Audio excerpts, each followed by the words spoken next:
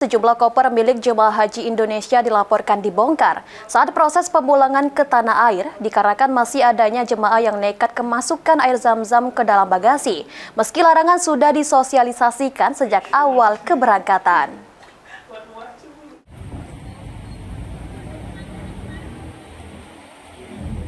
Larangan membawa barang berlebih termasuk air zam-zam dalam koper kembali jadi sorotan pada musim pemulangan jemaah haji.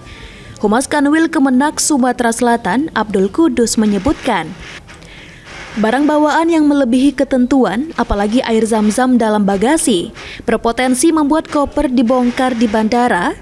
Diketahui pemerintah Arab Saudi telah bekerja sama dengan pemerintah Indonesia dalam menyiapkan 5 liter air zam-zam bagi setiap jemaah. Air tersebut akan dibagikan secara resmi saat jemaah tiba di tanah air, tepatnya di asrama haji masing-masing embarkasi. Kalau semuanya diizinkan bawa tambahan, itu kan nanti beban yang akan diangkut oleh pesawat akan bertambah. Dan itu bahkan bisa membahayakan penerbangan itu sendiri. Makanya dibuat aturan sedemikian, termasuk pun air zam-zam jemaah ini kan sudah dibawa lebih dahulu ke tanah air oleh maskapai itu. Itu bagian dari untuk memberikan kepada jamaah air zam-zam mereka sehingga mereka tidak perlu membawa lagi di dalam koper besar, menambah beban apalagi di penerbangan. Jadi memang yang mohon untuk sama-sama dipahami untuk kebaikan bersama, untuk kebaikan jemaah, untuk kebaikan maskapai, untuk kebaikan kita semua.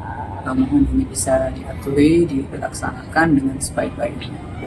Kenyataannya masih ada sebagian jemaah yang memaksakan diri membawa air zam-zam secara ilegal dalam koper.